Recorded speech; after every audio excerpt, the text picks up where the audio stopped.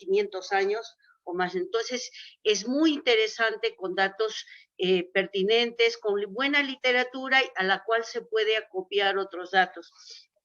Ahora, Jorge, yo te estaba diciendo que para mí es una sorpresa estar conversando con todos ustedes y todo debido a la fortuna de haberte conocido. Tú sabes por qué te digo que la fortuna, ¿no? Porque nos vas a ayudar en todo ese programa de conmemoración de la memoria de Javier Lajo en diferentes áreas de conocimiento, en diferentes áreas políticas también.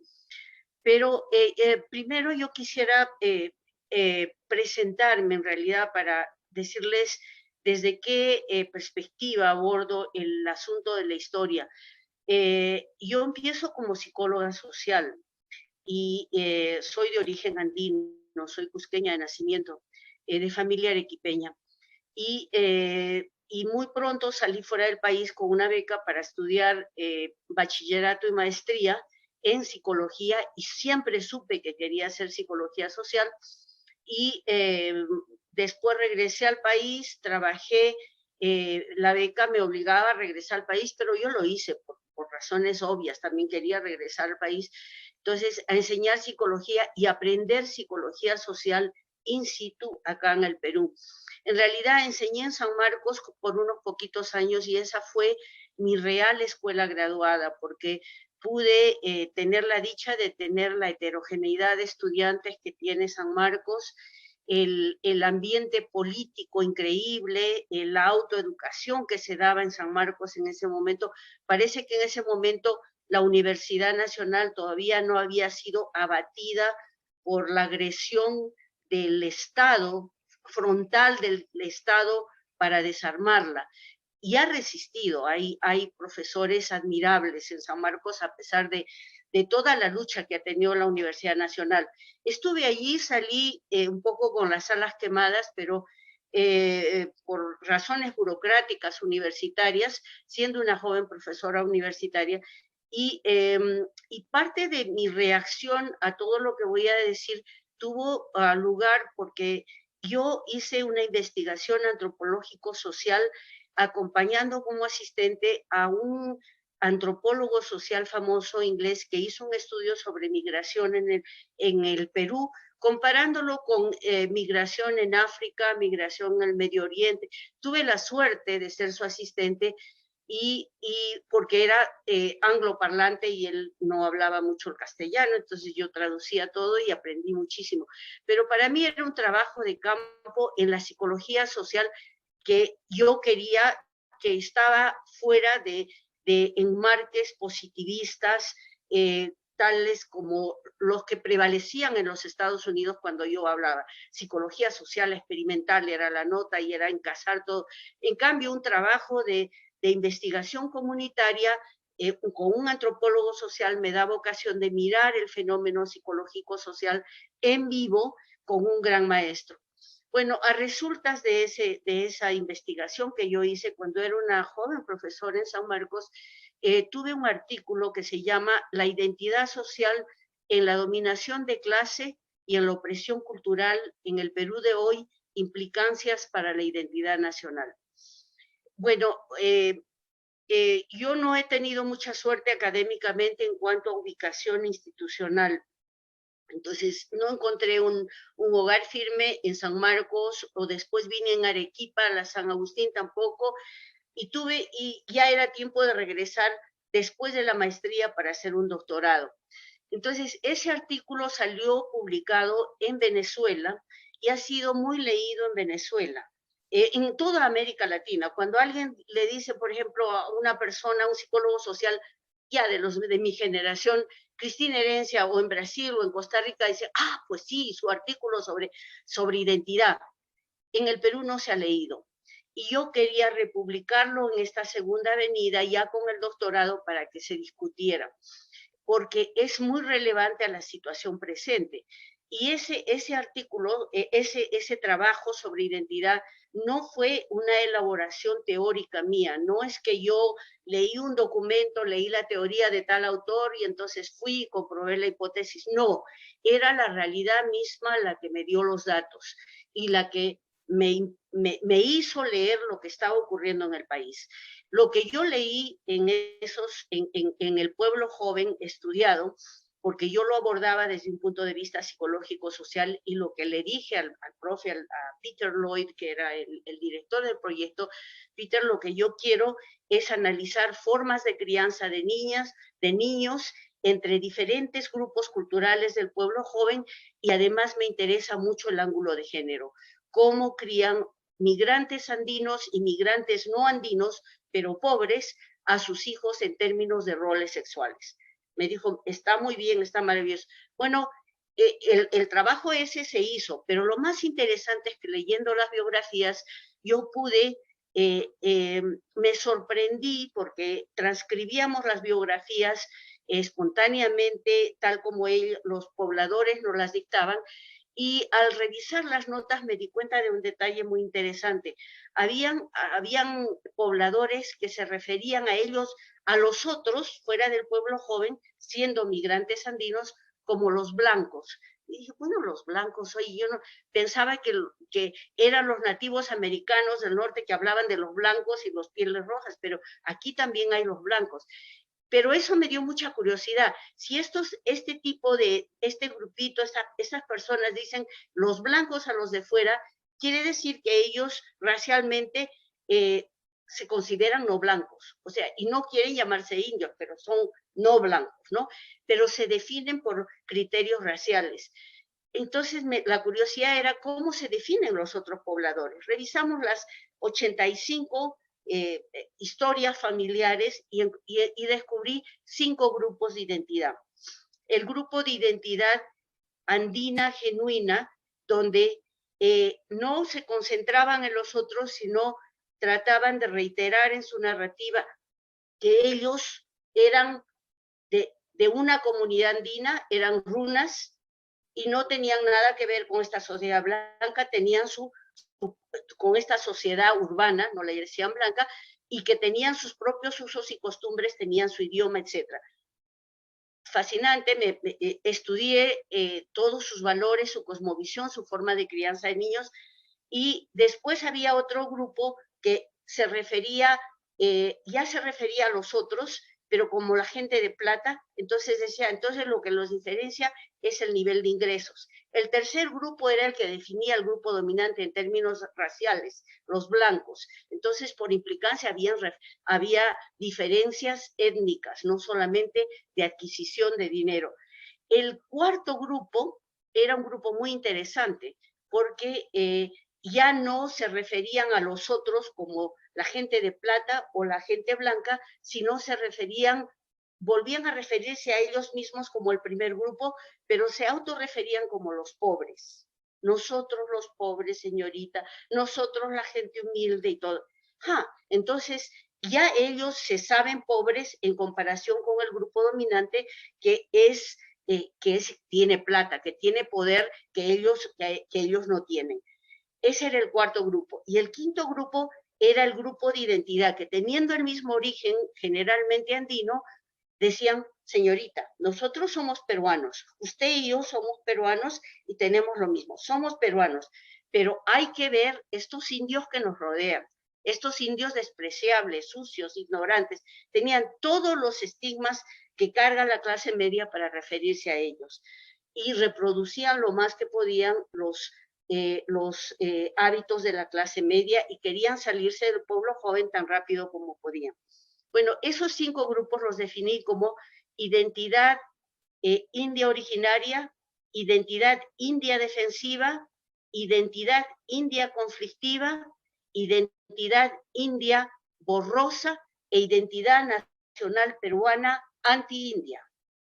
Ahora, lo interesante de estos grupos de identidad es que cada uno de ellos, sobre todo los grupos extremos, cargaban 2 mundos de cosmovisión diferente, ¿ya? El grupo andino era un grupo que se relacionaba, se identificaba con la tierra de origen, con la comunidad de origen, con la familia y con valores increíbles, ¿no? Respeto, obediencia, trabajo. Y el grupo extremo, el grupo Nosotros Somos Peruanos, ese grupo copiaba todos los hábitos de la clase media, eran católicos, iban a la iglesia, les gustaba el fútbol y podrían participar en política, pero era cuestión de acomodarse, de viveza. Si yo voy a tener un cargo en el sindicato, tiene que ser, o sea, se acomodaban bastante bien. Eran dos mundos valorativamente diferentes. ¿Por qué comienzo con esta descripción? Me van a disculpar. Porque todos estos grupos de identidad tienen connotaciones histórico-culturales y políticas totalmente diferentes. Y, por ejemplo, uno de los marcadores más importantes de las diferencias del grupo de identidad nacional peruano y el grupo de identidad india real, o sea, más completa, era la forma de crianza de los niños, en términos de cómo se los criaba y en términos de roles sexuales. Eso era lo que me interesaba como psicóloga social originalmente. Entonces, lo que pasaba es que en el grupo cultural andino de identidad originaria, los roles sexuales solamente los niños se los separaba en diferentes tareas a partir de la menarquía. Antes hacían exactamente los mismos trabajos. Niños varones podían cocinar, podían cuidar a sus hermanitos, niñitas podían cargar la comida para su padre que estaba trabajando de albañil o llevar al puesto de venta de su mamá, etc.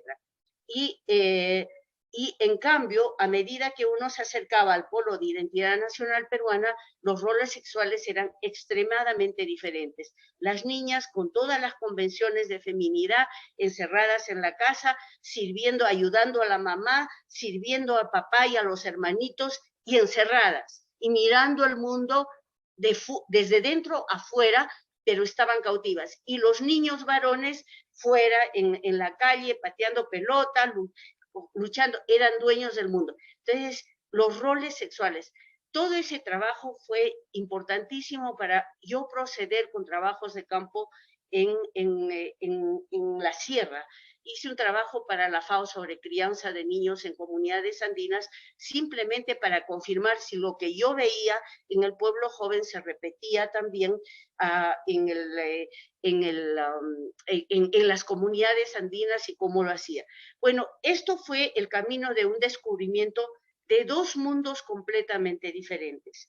Y el doctorado, como creo que te he comentado, Jorge, y no sé, hermanos de la audiencia, el doctorado mío no es en psicología social, aunque me identifico como psicóloga social, simplemente por las limitaciones académicas de los Estados Unidos, porque la psicología social allá es experimental, positivista, y yo quería una psicología social que estuviera relacionada a la sociología, a la antropología, a la historia. Mi disertación es una disertación interdisciplinaria y mi doctorado es en estudios andinos interdisciplinarios, porque yo sabía lo que quería estudiar y quería que ingresara un estudio de sociología, antropología e historia andina para enriquecer eso. Entonces, el asunto para mí es que a final de todo el trabajo académico y del doctorado, lo que yo he propuesto es, y todavía no he podido escribirlo porque no tengo condiciones académicas acá en Arequipa para hacerlo, es una hipótesis de que en el Perú lo que se está jugando es la evolución de dos sistemas socioculturales que han atravesado, que han estado en contacto por 5 siglos, como dice el doctor Béjar, pero que generalmente un sistema sociocultural con su propia cosmovisión, con sus propios valores, que resiste, ha sido negado, enmudecido, nunca se le ha dado, y el sistema sociocultural de matriz occidental, criollo mestizo, que ha sido un agente de neocolonización y de subordinación y de silenciamiento de todo ese sistema sociocultural que hasta hace poco en realidad, y creo que todavía racialmente, no es minoritario. Y eso creo que lo escuchaste en la intervención mía en lo de Javier. No somos minoría, somos no menos de 65% de la población peruana que tenemos origen andino. Ahora, Que la educación colonizante nos ha hecho negar eso es otra cosa, pero que racial y culturalmente podemos despertar a esa identidad, eso es posible. No solamente es posible, sino que este bicentenario lo hace terriblemente urgente. Una de las cosas que yo veo como psicóloga social y que usted lo presenta, doctor Béjar, brillantemente brillante y dolorosamente en la introducción a su libro, es todo el zafarrancho, el caos social que nosotros estamos viendo. Felizmente, más en Lima que en el resto del país, porque cuando voy a Lima veo eso así. ¿Qué está pasando aquí? No hay normas, es todo un mundo caótico, no hay valores, todo ese desarreglo, ese caos social es el fin de la evolución de una república criolla que nunca ha tomado en cuenta a la mayoría de la población y que le ha dado totalmente la espalda a los valores fundamentales, a la cosmovisión, pero no solamente pues la cultura andina se tiene que rescatar en el folclore, qué lindo, las cosas turísticas, es toda una visión de cómo funciona la economía, cómo se arregla la sociedad, cómo se cría a los hijos, cuáles son los valores.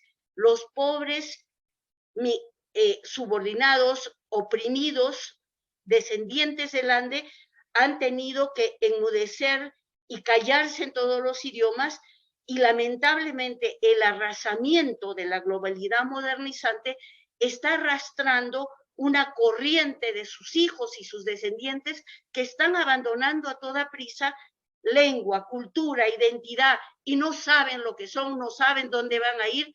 Algunos se salvan si salen fuera del país o si tienen un buen trabajo, pero esos no pasan de 25% y por lo menos un 30 o 40% termina perdido, lumpen o delincuente. Entonces, esa destrucción de un gran legado cultural del cual el Perú es prácticamente el centro en toda esta parte del continente, eso me perturba mucho a mí.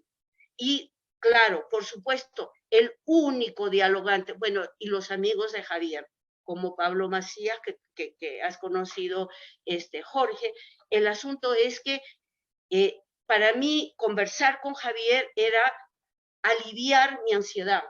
Están destruyendo una gran civilización y lo están haciendo adrede. Y si sigue así, en 30 años no va a quedar nada. Y eso lo está haciendo una república criolla, mestiza, que es lo que describe el doctor Béjar en su introducción, y sin ninguna participación del componente indígena. Ahora, no solamente está pasando eso, no solamente hay una destrucción intergeneracional de la cultura, está habiendo un arrebatamiento político de territorios, porque toda cultura se basa en un territorio, en una organización social, en un modo de producción, en una recreación de acuerdo a esas formas de producción. Entonces, pero sí se roban los territorios por la minería, por la tala de árboles, por la contaminación, por la hidroeléctrica que va a quitar, como aquí en Arequipa, Utah, que les dicen a los comuneros, les vamos a quitar 200 kilómetros y les vamos a dar beneficios como su postita médica, su carreterita y todo, y terminan con 4.000 kilómetros cedidos a la hidroeléctrica para vender energía a Chile. ¿Quién hace eso? ¿Y con qué consulta se hace eso a las poblaciones originarias? Entonces, mi asunto, doctor Béjar, disculpe mi impertinencia, pero la culpa la tiene Jorge por haberme invitado acá. Entonces, el asunto es que en este 200 aniversario de la independencia del Perú veamos claramente qué es lo que estamos haciendo como república. Y no hay manera de lavarse las manos y decir que tenemos proyectos modernizantes, reformistas y que la izquierda le da igual cabida a los pueblos indígenas o mayor cabida a los pueblos indígenas que a los pueblos hispanohablantes que tienen todos estos problemas de acelerado urbanismo, como usted lo decía, doctor Béjar, aquí en Arequipa también y en todas las grandes ciudades, porque esta cultura se está todo el malestar de Maudí de Lima está siendo reproducida en todas las capitales de provincias y de las regiones. Entonces, es un cáncer que se ha generalizado en todo el país y está resistiendo por lo poco de cultura andina que existe en comunidades. Ahora, si el Perú en este 200 aniversario dice, seguimos con la égida criolla mestiza occidental, mire, lo que sí se puede ver claramente en los últimos años, sobre todo en las manifestaciones políticas desde el tiempo de Velasco, que es el único presidente que yo reconozco como mi presidente, que defendió mi país, el asunto es que todos los presidentes son una vergüenza y cada vez la situación es peor.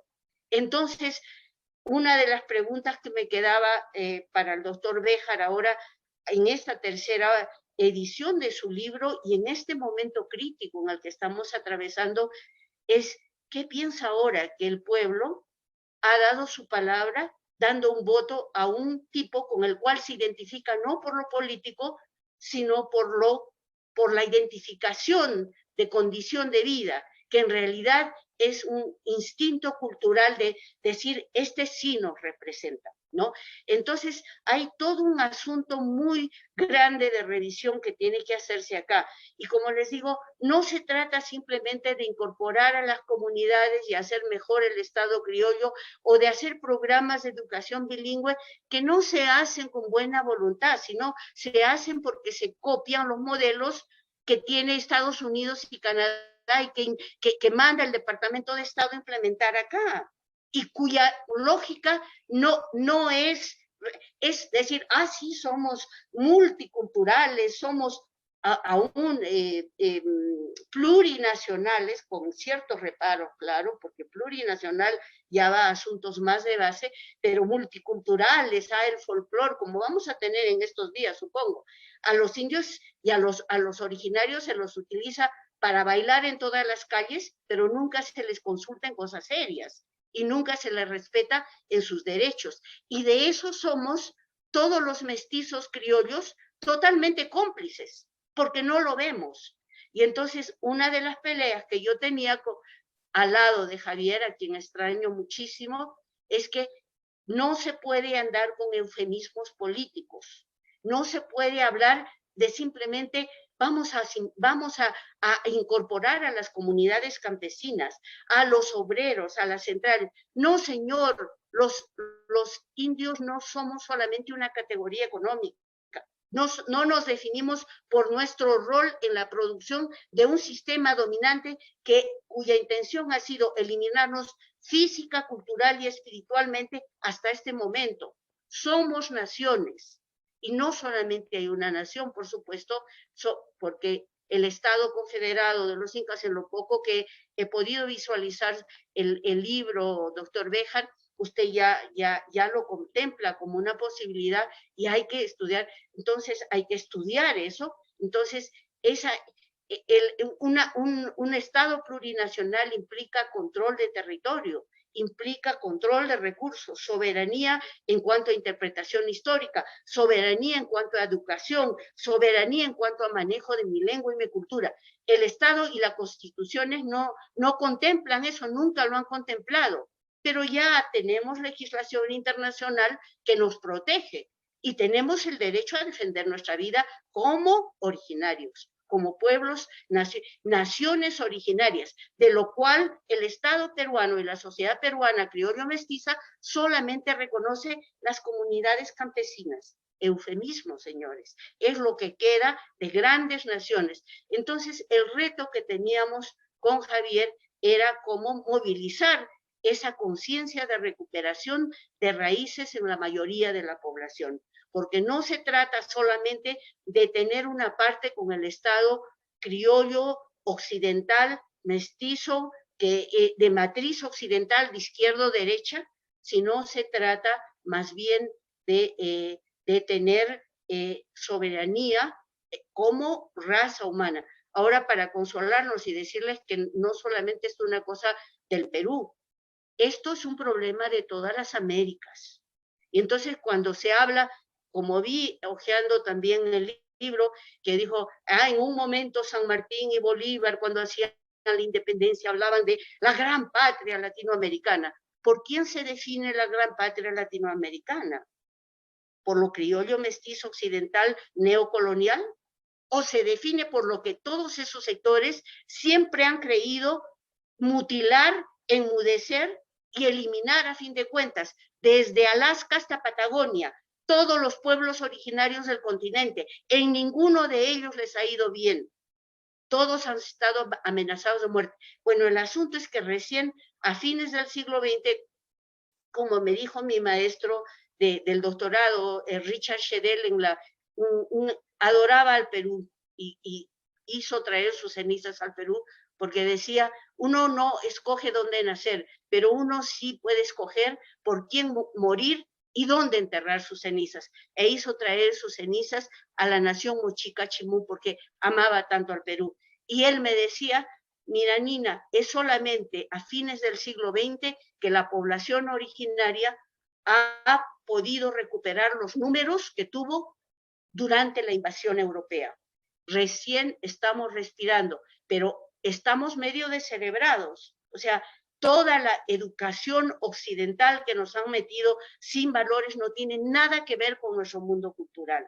Entonces, yo creo que eso es un reto del bicentenario que es crucial.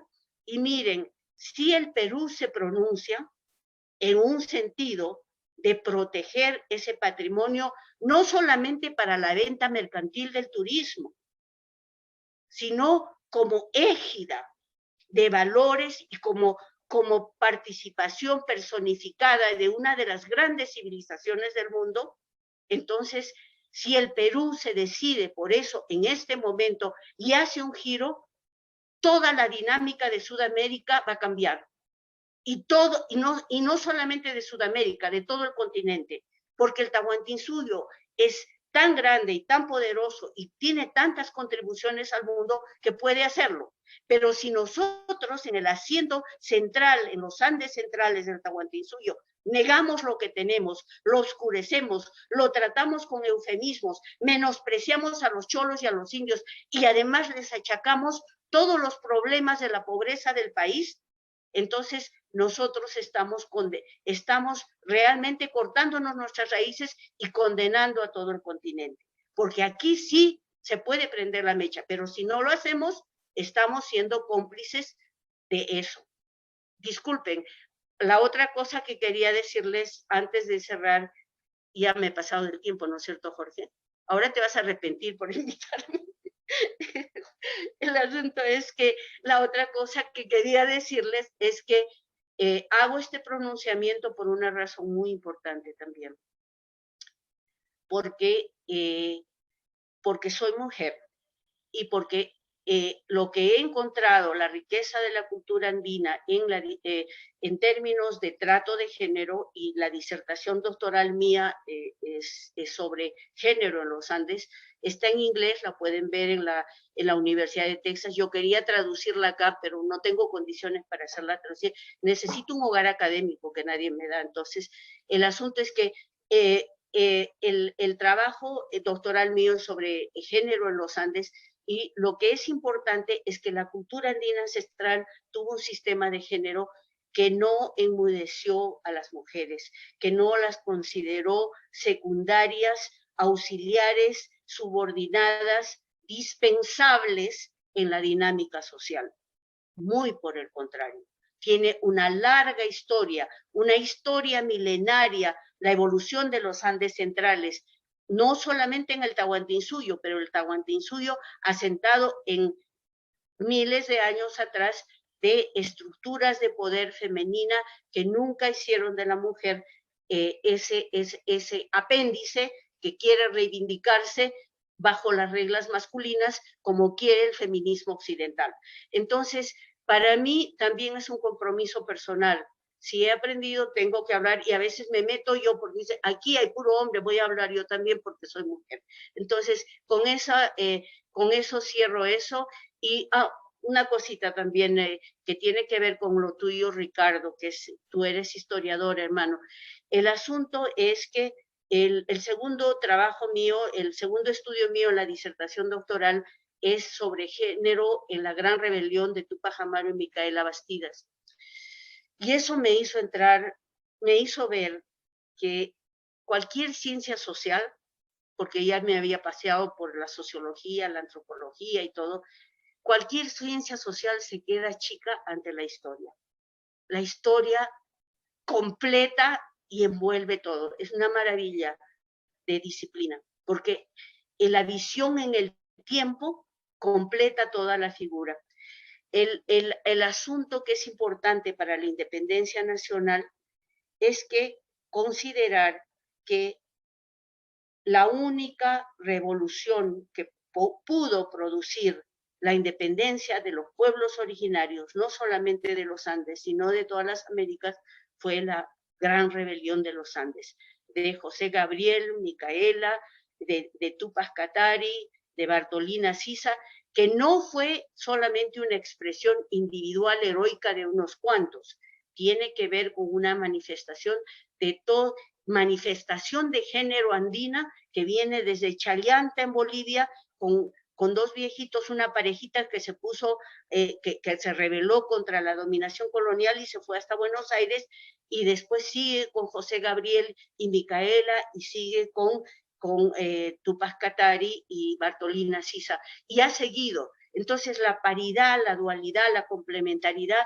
como expresión cultural andina sigue dándose, pero los ojos occidentales no la ven, no la miran. Si no la ven y no la miran, nosotros los indígenas tenemos derecho a recuperar nuestra propia cultura. Y lo vamos a hacer con ustedes o sin ustedes. Pero lo que hay que tener en consideración también es que, y eso me lo hizo notar también el doctor Shedel, porque tenía un conocimiento enciclopédico, el primer grito de independencia de todo el tercer mundo contra la dominación colonial fue el grito de Túpac Amaru y Micaela Bastidas.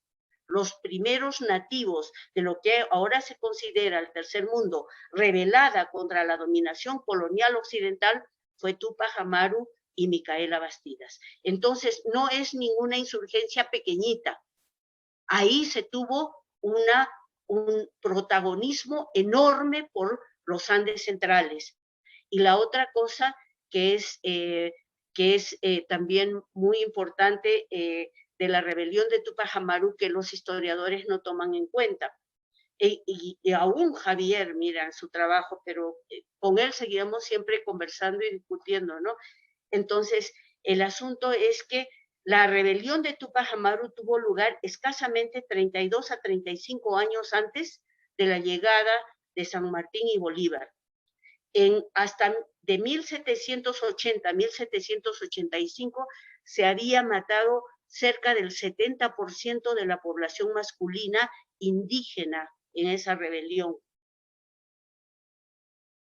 Después del genocidio original, que fue terrible, y no quiero repetirlo a ustedes, que en 5 años te maten a 70% de tu población masculina y bastante de la población femenina.